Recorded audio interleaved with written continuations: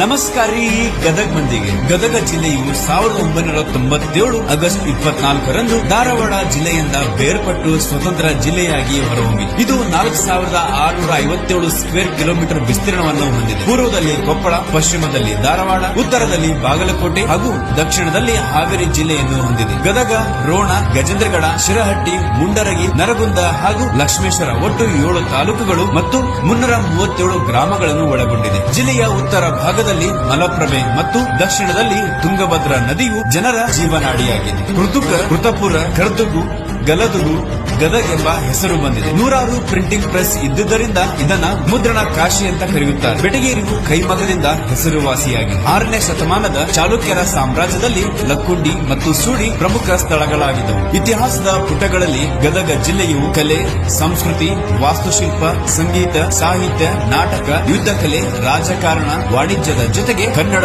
ಭಾಷೆಯ ಏಳಿಗೆಯ ಮೂಲ ನಮ್ಮ ಗದಗ ಎಂದರೂ ತಪ್ಪಾಗುವುದಿಲ್ಲ. ನಮ್ಮ ಜಿಲ್ಲೆಗೆ 29ನೇ ವರ್ಷದ ಹುಟ್ಟು ಹಬ್ಬದ ಹಾರ್ದಿಕ ಶುಭಾಶಯಗಳನ್ನು ತಿಳಿಸೋಣ.